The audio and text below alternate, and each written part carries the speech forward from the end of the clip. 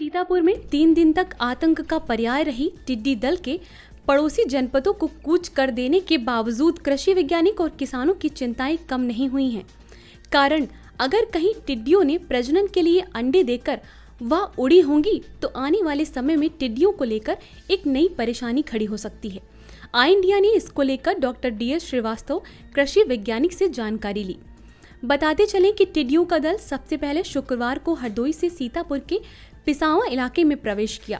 रात भर रुकने के बाद ग्रामीणों, कृषि विभाग, गन्ना विभाग, राजस्व विभाग, फायर ब्रिगेड ने कड़ी मशक्कत कर शनिवार को जब उन्हें भगाया तब वह ब्लॉक मिश्रिक, मछरेटा, खैराबाद, कसमंडा, बिस्वा, रेउसा से होते हुए बहराइच की ओर चली गईं, लेकिन रविवार को पुनः वापस 2 दलों में आ गईं।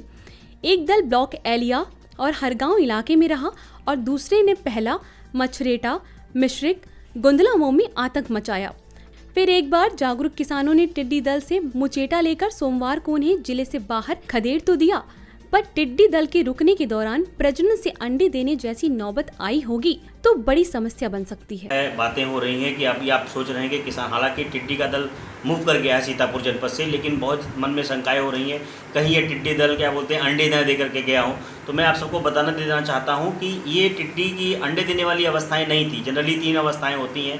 पहली अवस्थाएं जो एकदम युवा अवस्थाएं थी इनकी, जो है जो पिंक कलर की थी, उसके बाद भूरी अवस्थाएं आती, भूरे कलर की आती हैं, उसके बाद ये पीले कलर की होती है। तो पीले कलर वाली जो प्रौढ़ अवस्थाएं हैं वो अंडे देने वाली अवस्थाएं होती हैं। तो ये अवस्थाएं अंडे देने वाली नहीं थी। ये अवस्थाएं जो हमारे यहाँ आई थी सीतापुर में, ये जो है जनरली क्या बोलते हैं खा करके ही फसलों को नुकसान कर देंगी। अंडे देने के लिए मरुस्थल जैसा एरिया जहाँ की कोई किसी तरीके का वेजिटेशन नहीं, वनस्पति कोई न हो, ज़्यादातर प्योर मरुस्थल रेगिस्तान को ये प्रेफर करती हैं। और हमारे यहाँ ऐसा कोई है, हालांकि गोमती का इलाका है, लेकिन वहाँ इसकी संभावनाएं बहुत न के बराबर हैं। तो इसलिए भयभीत ना हो, केवल ये ध्यान रखना है कि दोबारा अगर टिड्डी दल आए तो उसमें सचेत रहें, सावधान रहें, अपने कृषि विभाग के अधिकारियों के संपर्क में रहें, कृषि वैज्ञानिकों के संपर्क में रहें और अपने खेतों की निगरानी रखें ताकि हम इस टिड्डी के प्रकोप से आसानी से बच सकें। अभी 1-2 महीने हालांकि इसके प्रकोप की आशंका पुनः बन सकती है, इसलिए सचेत और सजग रहने की ज़रूरत है।